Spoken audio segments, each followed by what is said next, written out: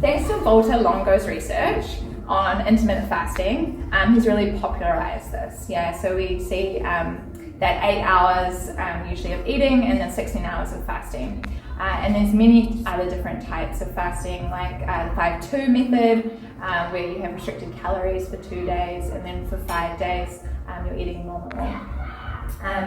I'm going to be focusing today on prolonged water fasting. So this is defined by water only, so drinking water only in an environment of complete rest. There's no tea being drunk, there's no added electrolytes, it's distilled water and rest. And the first time I came across this was at a place called True North Health. Are people familiar with this place here? Yeah, awesome.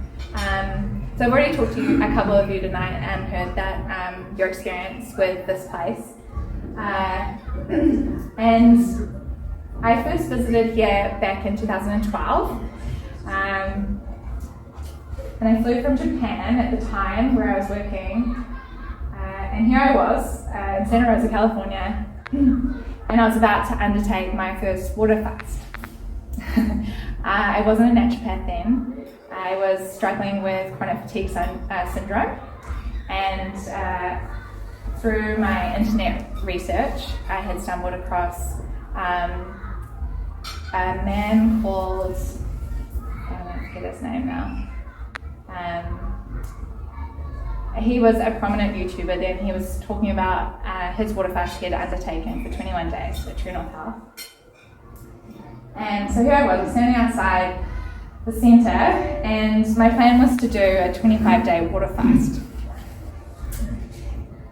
And so this is where I spent 35 days, because I also did a refeed as well. And it's got this beautiful courtyard in the middle. It's an apartment block, so it can fit 70 people. There is a kitchen that is there as well. So there's a 24-hour salad bar. Those metal things open to display beautiful amounts of vegetables and fruit, salad dressings, all you can eat plant-based buffet. When you first arrive, you tend to overeat. Yeah. And then next door is lecture theatre, which I spent a lot of my time to, where they give talks on a daily basis, but also cooking classes. You might be like, oh, you're not eating, so why would you go to a cooking class? But it's actually just some way that pass the time, and also your smells get heightened when you fast, and so often just the smells would feel like you were eating, which I quite enjoyed. And the awesome thing is that they're helping people get well here, but then you're also learning how to stay well. Yeah, because you can't stay here forever. And so their aim is to give people the tools to take away with them afterwards of how to continue to make this kind of food and stay well. And this is, does everyone know who this is? Yes. Yeah, Dr. Michael Clever. He worked there at the time, and he was my GP. So he supervised me through my 24-day water fast at that time. He's since left and is traveling all over the world and doing a lot of education. Okay, so we've talked about what fasting is, and there are many conditions that fasting can treat, but there's also people that fasting would not be recommended for. Similarly with shoes, again, there's just not a one-size-fits-all for everyone. It's very individualized. So who are some of these people? If you're pregnant or breastfeeding, you shouldn't fast. Fasting will stop your production of milk.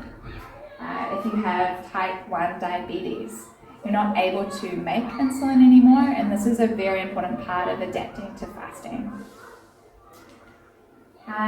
If you have recently had a heart attack, atrial fibrillation, strokes, these conditions often come with instability, or these people are on medications that, if discontinued, increase the risk of adverse symptoms during fasting. And so often we need to stabilize these people first before any fasting is undertaken.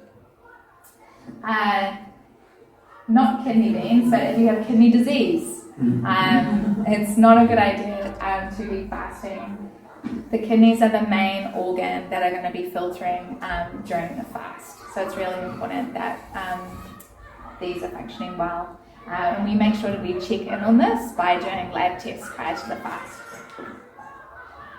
If you have a cachexia, muscle wasting, if you're on any medications, fasting might not be right for you.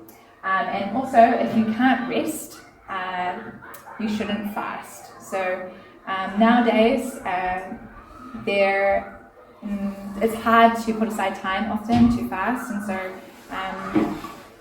this is one of the main things that I talk to people about when I work with them when we're putting them on a fasting plan or a protocol, is rest, because people have children, work obligations, and this piece is hard for them to put down.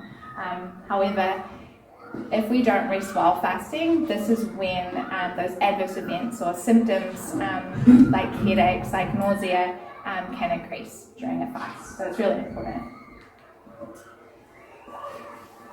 When we are living our lives, even if we might be as healthy as possible, we can still develop little niggles as we age. And it's like when, you might get a cut or a scratch on your body. You really need to rest that area of your body so that it can heal again and reset, essentially. And fasting is the same. And so you can imagine that fasting is kind of like putting a reset on with your body.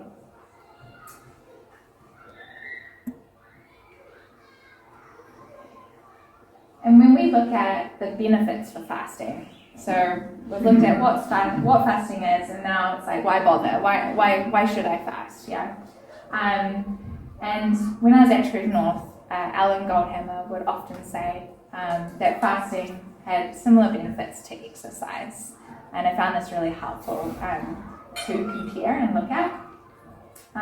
So I have a bunch of benefits that I will bring up soon, but I'm curious what you have all heard of the benefits of water fasting. So if anyone has any benefits at the top of their mind, or I would love to know, and we can start then, just popcorn style. Reducing inflammation. Yeah, awesome. Yeah, it's a big thing. Yeah. And a reason why fasting can be so good for conditions like autoimmune disease and hypertension, because we just see that massive reduction in inflammation. But when we talk about inflammation, we're talking about often immune system cells that are being produced, things like cytokines and TNF-alpha and these other things. So that just dies right down when people fast. And so I remember in 2012 when I was doing my fast, a friend of mine that I met there, she had come with rheumatoid arthritis. And the centre has a top story and a lower story, and at that time they had booked her into the second story. She was in so much pain that she could not climb the stairs to the second story of the building, and so they had to put her in the lower floor. After 5 days she was able to climb those stairs. And so the reduction in inflammation in some of these conditions is so drastic and quite quick, and just profound for people. And she ended up doing a 20-day fast and refeeding, and walked out of there without her RA. So it was quite incredible.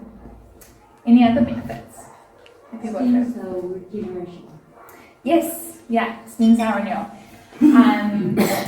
This one, Boulder Longo has been just putting out a lot of research around. And And so when people fast, what we see is that the organs actually, they like shrink, so they get smaller.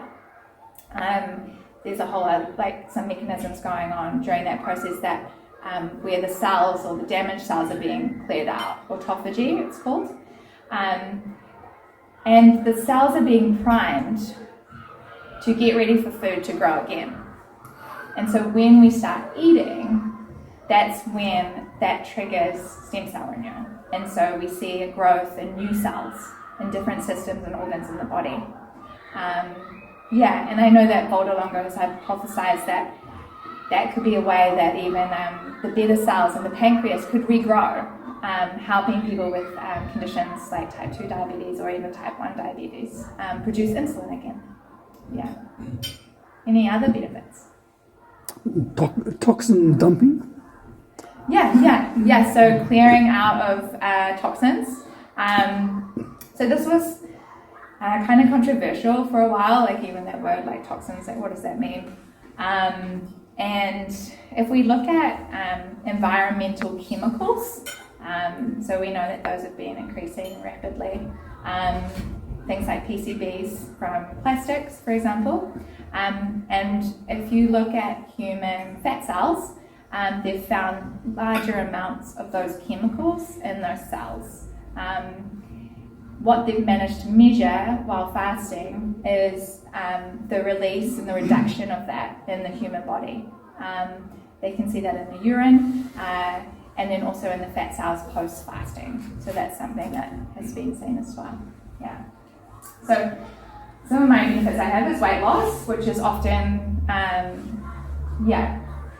big one for people. Yeah, a huge aim, especially with obesity at the moment. Autophagy, stem cell renewal, which was brought up.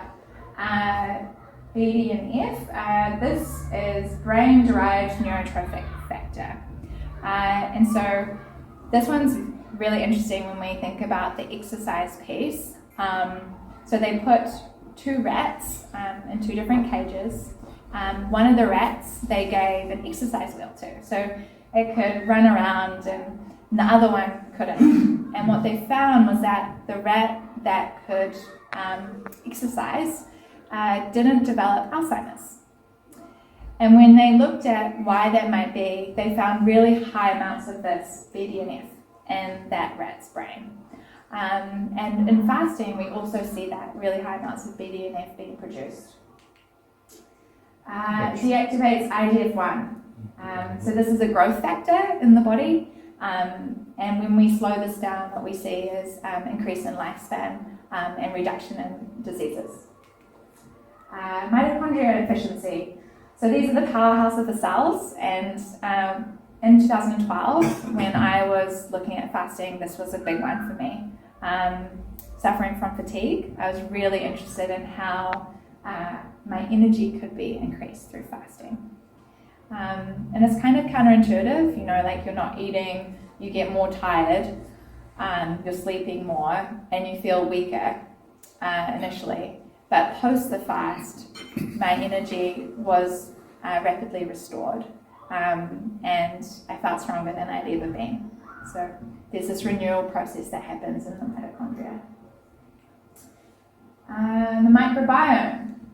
So this is preliminary. There's preliminary data at the moment around this, and since 2012, True North have actually put in a whole research centre. So Goldhammer is slowly buying buildings around the block, and so they had the apartment block, and now they have like another house next to it, and it's the research department, where they're doing, we're gathering all the data from all these people that are fasting, and one of the areas that they're looking at currently is the microbiome, and so at the moment all that we know is that there's quite a shift in the species and an increase in anti-inflammatory species, which might be one of the reasons why people with autoimmune conditions benefit so well.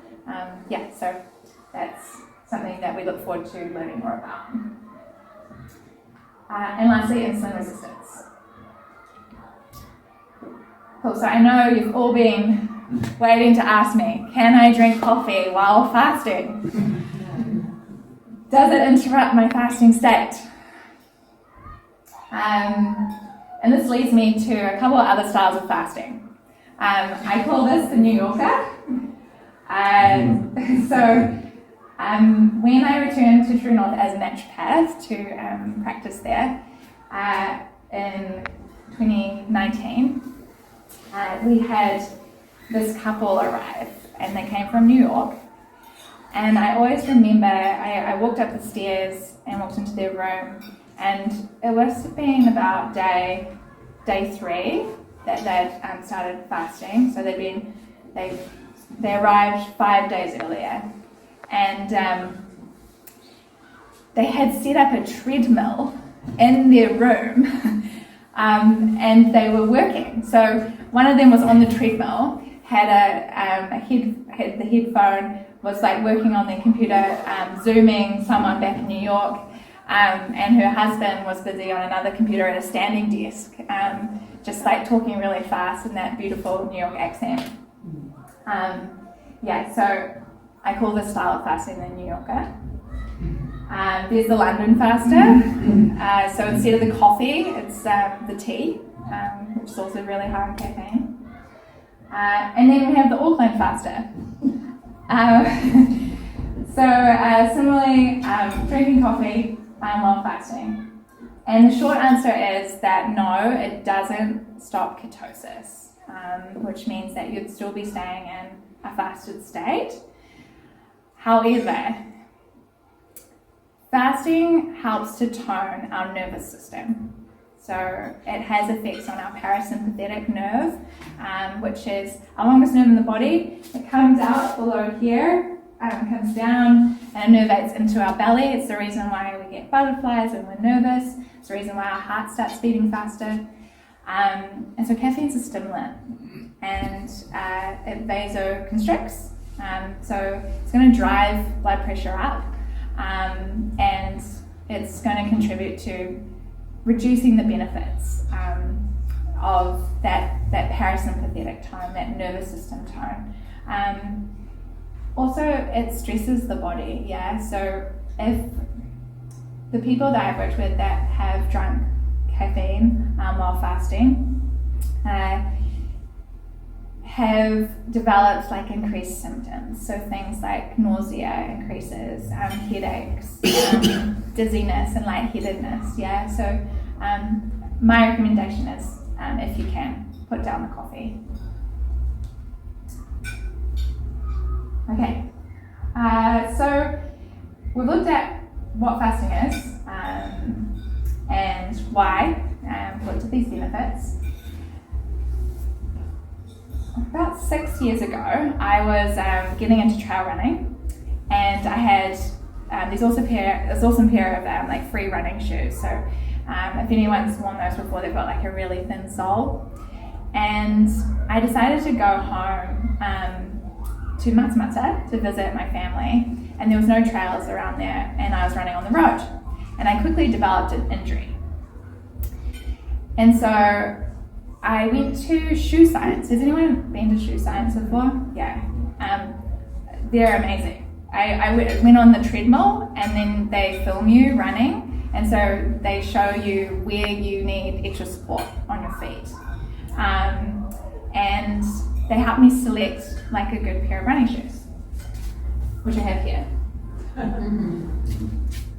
So next shoe change. These are my favorite pair.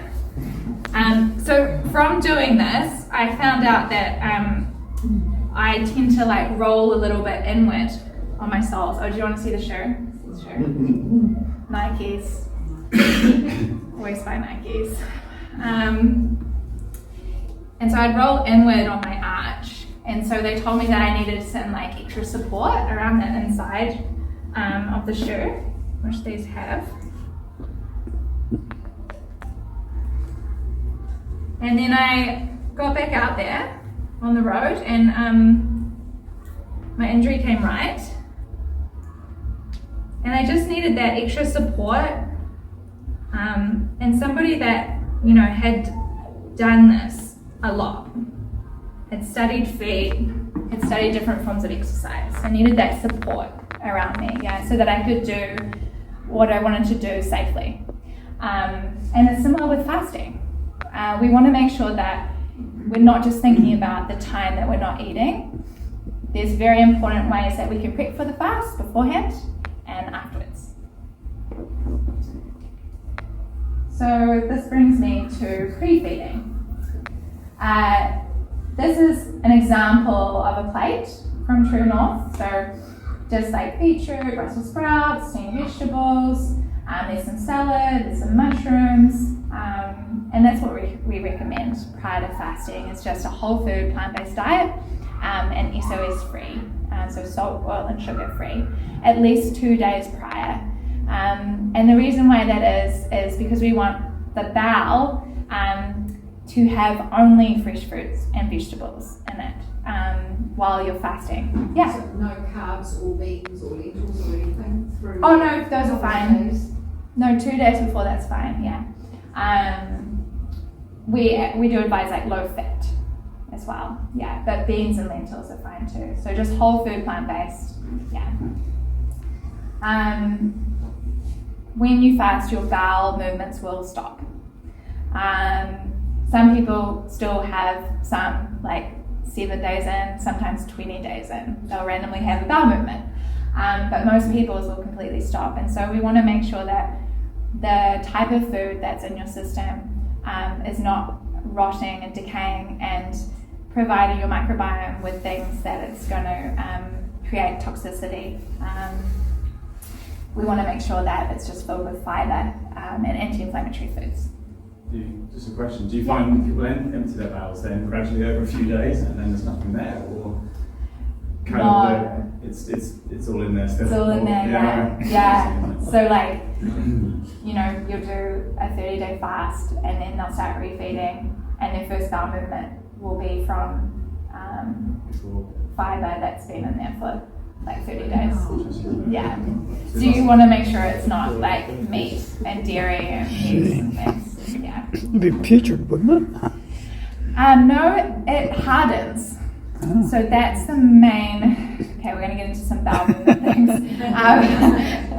Trigger warning. It hardens, and so one of the things that can happen actually is people get tears because it gets really dry, and so that first bowel movement can be really uncomfortable. So that's something that can happen post-fasting when you fast that long. So why doesn't the body just get rid of it as normal? Why does it hang on to it? Because when we eat and chew and our bowel stretches from that food, that stimulates peristalsis. And so if our bowel's not getting that signal anymore, that food is coming in, it just stops. Okay. Yeah. Why would they not do enemas to sort of clear it out? Because this, it's not bad. Like, people aren't getting sick because it's in there. Yeah. So the body's naturally stopping, like, digestion because you're no longer eating food. And so it's not creating toxins or anything in the body if this is the kind of food that's in your system. And so what we have found is this method creates like a really safe fasting environment. We don't want to interfere with something that the body has evolved to do over thousands of years. Yeah, we kind of don't take that high road of like, oh, we know better, let's get an enema in there. Like, that shouldn't be in there. So that's why. Yeah. It could also be a store of energy for later, could it not? Like during the fast? Yes. I think that probably the gut bacteria will still be using it during that time. And I think that's where the enema for me would be counterintuitive, because that gets rid of a lot of that microbiome. Yeah. Cool.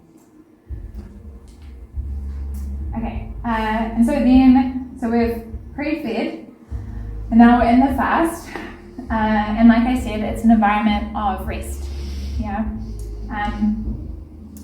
This is not resting. This is also not resting. Yeah. Okay, can anyone tell me, is this resting? No. Awesome. Cool, this is resting. And that's sparkling water. Yeah.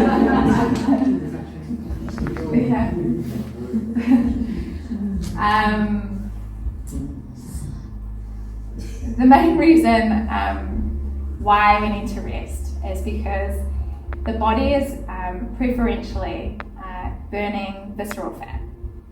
And that's the kind of fat that's like all around our hips, around our belly. It causes inflammation, and it's linked to a lot of our diseases that we face now. If we are not resting, and this includes thinking, because our brain uses a lot of glucose. So if we're working, or if we're out at social situations, this can put a strain on these resources, and what our body does is it starts taking amino acids from our muscles. And so we're going to increase our muscle wasting while we're fasting, which we don't really want, yeah? The brain uses 80 grams of glucose even when we're fasting. And so the body is supplying that just for the brain. Once we start doing more movement and more activity, that 80 grams is going to be used for that. And then again, we're going to be drawing from the muscles. 80 grams a day. 80 grams over what period? While we're fasting, the body's creating 80 grams of glucose, even though we're not eating. Per day. Per day, yeah. Okay, and so during this time, we're also monitoring the body to see if it's adapting to fasting well. And we do this through measuring vitals. We get a thorough health history prior, and we're also taking labs as well. So we're doing laboratory analysis, and this allows us to monitor that adaptation through the fast. Okay, and now we've finished our fast and we're refeeding.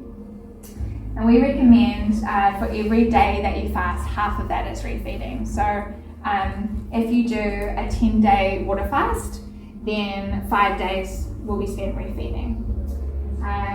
This is an example of a really simple first meal. So just like fruit or raw vegetables. And this is an example of a 5-day refeeding diet. So this is our standard refeeding diet. And it's not the same for everyone.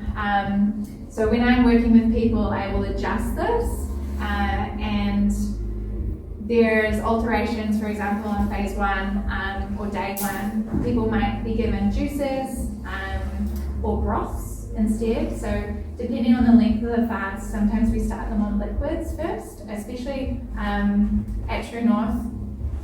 People can fast up to 40 days. A picture with Dr. Goldhammer, but also they get to start on liquids only. And mainly this is because we want to really slowly introduce foods. When people refeed, this can be the time when they react the most, or eat the wrong thing, get sore stomach, and fall back into like bad eating habits, especially if you're not fasting at like a centre. So it can be really helpful to have support during this time and supervision, but also have it really well planned out. Know what you're going to eat, where you're going to get it from, who's going to help you get it. You might not have a lot of energy if you are fasting from home. Chew thoroughly. The brain takes about 20 minutes to register fullness, so also realize that. I really advocate like small meals, sometimes 5 small meals a day when you're beginning to refeed rather than 3 meals.